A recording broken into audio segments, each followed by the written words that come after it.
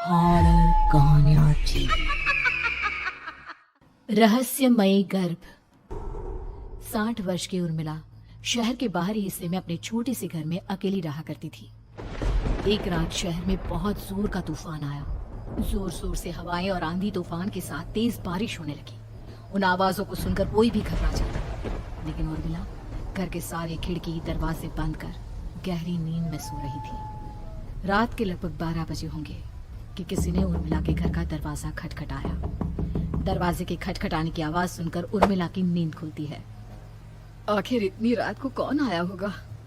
उर्मिला जाकर दरवाजा खोलती है तो सामने लगभग 26 साल की बेहद सुंदर लड़की को खड़ा देख हैरान रह जाती है। कौन हो बेटा, और इतनी रात को इतने भयंकर तूफान में कहाँ भटक रही हो? चाची, आपने मुझे पहचाना नहीं? मैं आपकी दूर की रिश्तेदार शालिनी। अरे हाँ, बचपन में तुझे देखा था। इतनी जवान हो गई है, कैसे पहचान में आती? लेकिन तू यहाँ क्या कर रही है, और वो भी ऐसी अंधेरी तूफान भरी रात में? उर्मिला की बात सुनते ही शालिनी की आंखों से आंसू बहने लगे। वो फूट फूट कर रोने लगी। ये देखकर उर्मिला को कुछ समझ में नहीं आया और उसने शालिनी का हाथ पकड़कर घर के अंदर आने के लिए कहा। जैसे ही शालिनी घर के अंदर रोशनी में आई, उर्मिला की नजर उसके पेट की तरफ गई, जिसे देखकर ये साफ पता चल रहा था कि वो प्रेग्नेंट है। अरे, तू तो पेट से है।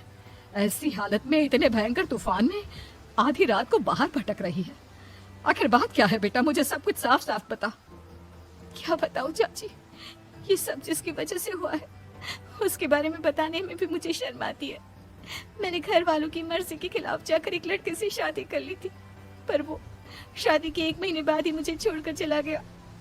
छोड़कर चला गया का क्या मतलब? क्या उसके साथ कोई हादसा हो गया? नहीं, उसे कोई दूसरी लड़की पसंद आ गई और मेरी प्रेगनेंसी की खबर सुनते ही उसने मुझे बेसहारा छोड़ दिया। उसके बाद मैं अपने घर गई, लेकिन माँ पापा ने मुझे घर में कदम तक नहीं रखने दिया। तभी मुझे आपकी याद आई। कोई बात नहीं, कोई बात नहीं। तुमने यहाँ आकर अच्छा ही किया। एक काम करो, तुम आराम करो।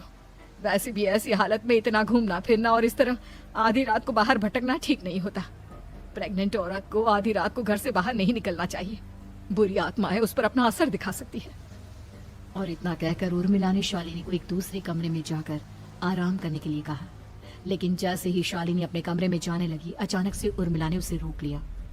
एक बात बताओ बेटा, तुम्हारा कौन सा महीना चल रहा है? पेट देखकर तो लगता है कि लगभग 6 महीने पूरे हो गए होंगे। उर्मिला की बात सुनकर शालिनी के होठों पर मुस्कुराहट आ गई। चाची जी, अभी सिर्फ 1 ही महीना हुआ है। शालिनी की बात सुन उर्मिला दंग रह गई। उसे समझ में नहीं आ रहा था कि प्रेगनेंसी के पहले ही महीने में शालिनी की हालत ऐसी क्यों थी। लेकिन फिर उसने बात को नजरअंदाज कर शालिनी को आराम करने के लिए कहा और खुद भी कमरे में जाकर सो गई। अभी कुछ ही घंटे बीते थे कि अचानक से एक बच्चे के बड़े ही अजीबोगरीब बेढंगे तरीके से रोने की आवाजें उर्मिला के घर में गूंजने लगी। उन आवाजों को सुनकर उर्मिला की नींद फिर से खुलती है। ये अचानक बच्चे के रोने की आवाज कहां से आने लगी?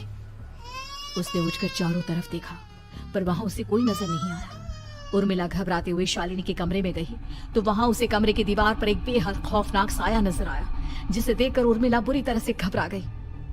आखिर ये सब क्या हो रहा है? शालिनी, शालिनी उठो!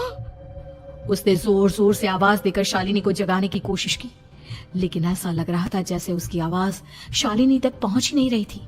कमरे की दीवार पर एक बहुत बड़ा और बेहद डरावने दिखने वाले इंसान का साया और एक बच्चे के अजीबोगरीब ढंग से रोने और चीखने की आवाजें अब उर्मिला को ज्यादा डराने लगी थी। उर्मिला को शालिनी की चिंता सताने लगी और उसने पूरी ताकत के साथ चीख कर शालिनी को आवाज लगाई, शालिनी!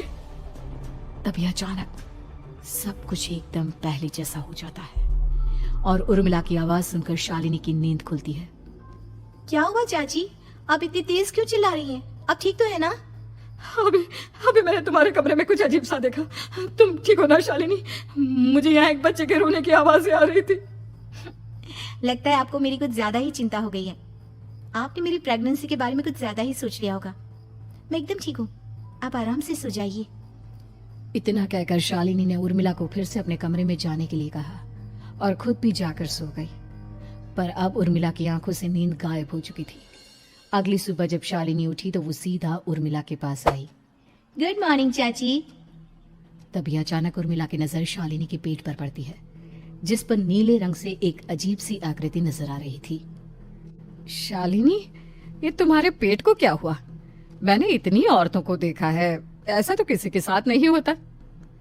शालिनी ने जैसे ही अपने पेट की तरफ देखा तो उसे वहां कुछ भी नजर नहीं आया।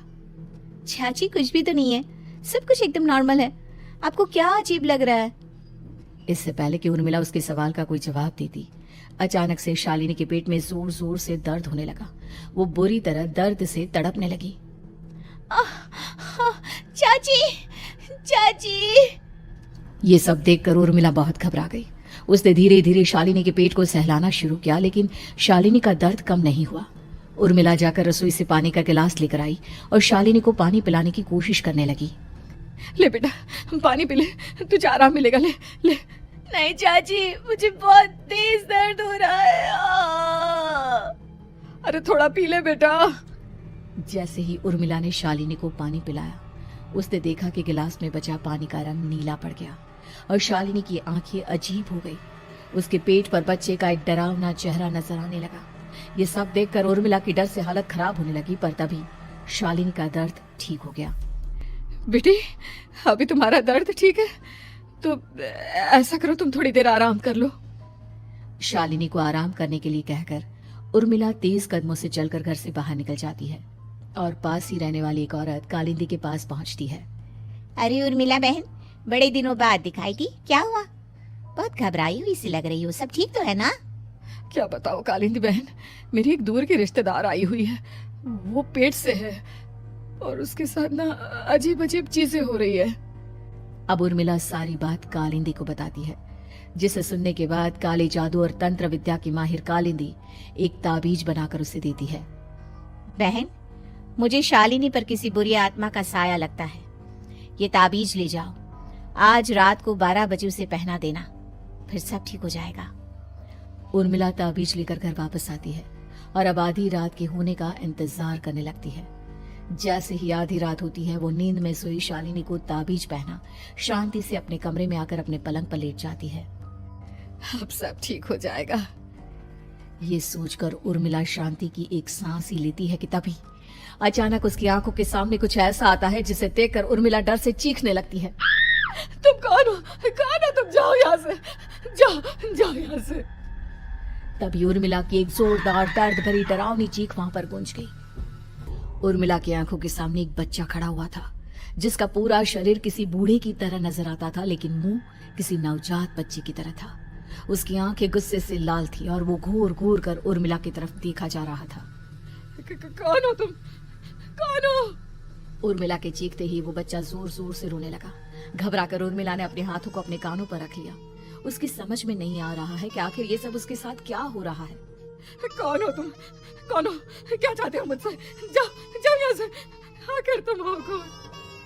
तभी अचानक से उर्मिला के पूरे घर में लाल रंग की रोशनी फैल गई। वो बच्चा धीरे धीरे कदमों से चलता हुआ उर्मिला की तरफ बढ़ने लगा। किसी नवजात पैदा हुए बच्चे के जैसे उसके रोने की आवाज अब उर्मिला के कानों में गूंज रही थी। लेकिन कुछ ही सेकंड में वो चुप हो गया और उसने बेहद खतरनाक आवाज में उर्मिला के सवाल का जवाब दिया। मैं वो हूँ जो अब तक पैदा नहीं हुआ, लेकिन जब मैं पैदा हो जाऊंगा तो वो होगा जो अब तक कभी नहीं हुआ। क्या कहना चाहते हो तुम? ऐसा क्या हुआ जो अब तक नहीं हुआ? तबाही होगी, तबाही। सब कुछ खत्म हो जाएगा और ये जो लड़की मुझे जन्म देने वाली है, मैं उसका खून पी जाऊंगा, सारा खून। उस बच्चे की बात सुनते ही उर्मिला बुरी तरह घबरा गई। उसका एक बुजुर्ग आदमी जैसा शरीर, एक नवजात बच्चे जैसा चेहरा, ये दोनों ही बातें उर्मिला की समझ से बाहर थी। तभी वो बच्चा अचानक गायब हो गया। घर का माहौल फिर से पहले जैसा हो गया। लाल रंग की रोशनी भी अब गायब हो चुकी थी। उर्मिला दौड़कर शालिनी के कमरे में पहुंची, जहां वो गहरी नींद में सोई हुई थी, पर उसके गले का ताबीज गायब हो चुका था। उठो उठो शालिनी, उठो बेटा, मुझे तुमसे जरूरी बात करनी है। अरे चाची, क्या हुआ? इतनी रात को आप परेशान क्यों कर रही हैं? सब ठीक है ना? अभी जब तुम सो रही थी ना तो मैंने तुम्हारे गले में एक ताबीज पहनाया था। कहाँ गया बेटा, बताओ मुझे। शालिनी ने चारों तरफ अपनी नजरें घुमाकर देखा, लेकिन वहां पर कोई ताबीज नहीं था। वह हैरानी से उर्मिला के चेहरे की तरफ देखने लगी। उसे समझ में नहीं आ रहा था कि आखिर उर्मिला किस ताबीज के बारे में बात कर रही थी। नहीं चाची, यहाँ कोई ताबीज नहीं है। लगता है आपने कोई बुरा सपना देखा है। मैंने कोई बुरा सपना नहीं देखा। खैर छोड़ो, तुम अब सो जाओ, कल सुबह बात करते हैं। डर और घबराहट की वजह से उर्मिला की आंखों से नींद तो जैसे बिल्कुल गायब हो गई थी। अगली सुबह उर्मिला बिना कोई देर किए गांव के बाहर एक छोटी सी झोपड़ी में रहने वाले बूढ़े पंडित के पास पहुंची। पंडित जी, मेरी मदद कीजिए। अरे आओ आओ उर्मिला, क्या हुआ? सब ठीक तो है ना? क्या बताओ पंडित जी, बहुत बड़ी मुसीबत है। मेरी दूर की एक रिश्तेदार लड़की पेट से है और उसके साथ बहुत डरावनी चीजें हो रही है। कल रात को तो एक अजीब सा दिखने वाला बच्चा मेरी आंखों के सामने आकर खड़ा हो गया था। ये तुम क्या कह रही हो? मुझे साफ साफ बताओ कि आखिर तुमने क्या देखा? उर्मिला ने अपने साथ हुई बीती रात की पूरी घटना पंडित जी को बताई, जिसे सुन पंडित जी के माथे पर चिंता की लकीरें उभर आई। अनर्थ होने वाला है, अनर्थ। बरसों पहले भी उस हैवान ने एक लड़की के पेट से जन्म लिया था और उसके बाद उस शहर को पूरी तरह से तबाह कर दिया। कैसी विपदा पंडित जी, कैसे बात कर रहे हैं आप? बताइए मुझे, और इसका उपाय क्या है? इसका उपाय तो है, लेकिन बहुत कठिन है। हो सकता है कि उस उपाय को करने के दौरान तुम्हारी जान भी चली जाए। मुझे मेरी जान की कोई परवाह नहीं, पर आप जिस तबाही के बारे में बात कर रहे हैं, बस वो नहीं होनी चाहिए। लाखों लोगों की जान बचाने के लिए मैं कुछ भी करूंगी। तो ठीक है, मेरी बात ध्यान से सुनो। बरसों पहले एक भयानक तांत्रिक ने अपनी तंत्र क्रिया के जरिए एक मासूम लड़की के साथ रिश्ता बनाकर उसके पेट से जन्म लिया था। इस तरह से वो अपने जैसे लोगों की संख्या इस दुनिया में बढ़ाना चाहता था। आपके कहने का मतलब है कि शालिनी के पेट से भी उस शैतान को जन्म लेना है, इसलिए उसने उसके साथ ये सब किया है। ठीक पहचाना तुमने। अब मैं तुम्हें एक ऐसा सिंदूर दूंगा जिसे तुम्हें ले जाकर उस लड़की के पेट पर लगाना होगा। क्या ऐसा करने से सब कुछ ठीक हो जाएगा? नहीं उर्मिला, ये सब इतना आसान नहीं। उस लड़की के पेट पर सिंदूर लगाने के बाद तुम्हें उसका पेट काटकर उस हैवान को बाहर निकालना होगा। नहीं पंडित जी, मैं ये सब नहीं कर सकती। मैं भला एक जिंदा लड़की के पेट को अपने हाथों से कैसे काट सकती हूँ? अगर तुमने ऐसा नहीं किया तो कुछ ही दिनों में वो हैवान उस लड़की के शरीर से जन्म लेगा और उसके शरीर के सारे खून को पीकर अपनी ताकत को बढ़ाएगा। उसके बाद वो धीरे धीरे इस पूरे शहर को तबाह कर देगा। यहाँ पर कोई जिंदा नहीं बचेगा। लेकिन अगर मैं उसके पेट को काट दूंगी तो क्या वो जिंदा बच पाएगी? अगर शालिनी को कुछ हो गया तो, अगर उसकी मृत्यु हो गई तो?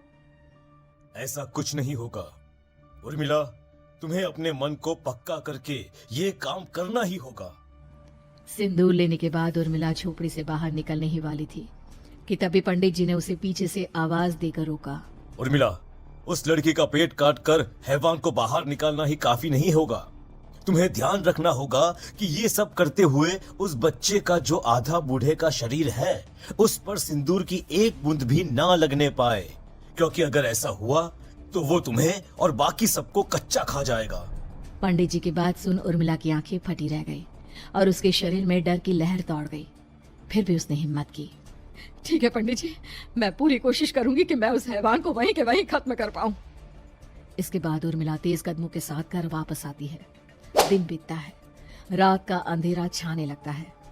शालिनी खाना खाकर सोने चली जाती है और उर्मिला लगातार उसके गहरी नींद में सो जाने का इंतजार करने लगती है, जिसके बाद उर्मिला दबे कदमों से शालिनी के कमरे में पहुंच गई।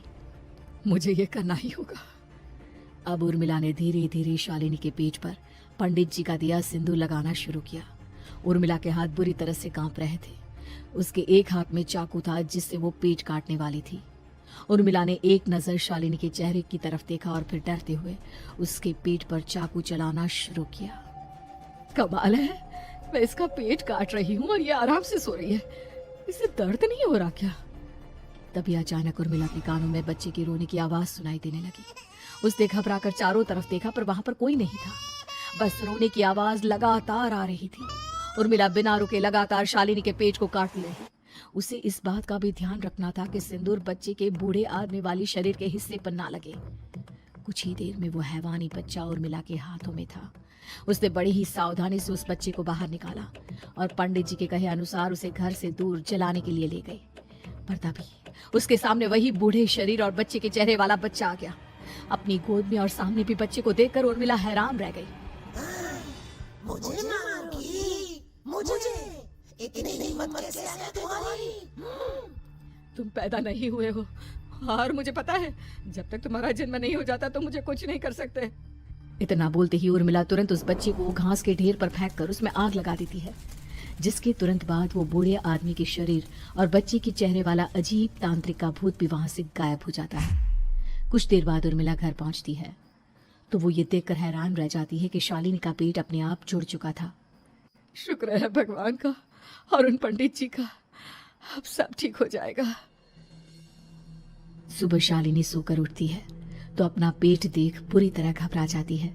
चाची, चाची ये सब क्या हो गया? मेरा पेट अचानक कम कैसे हो गया? मेरा बच्चा कहाँ गया चाची? बेटी, वो बच्चा नहीं एक खतरनाक तांत्रिक था जो तुम्हारी कोख से जन्म लेकर सबको मार देना चाहता था। वो पैदा होते ही तुम्हारी जान भी ले लेता, इसलिए मैंने पंडित जी के बताए उपाय से उसका खात्मा कर दिया है। अब सब ठीक है। शालिनी को उर्मिला की बात समझ में नहीं आती, जिसके बाद शालिनी को पूरी बात उर्मिला आराम से समझाती है।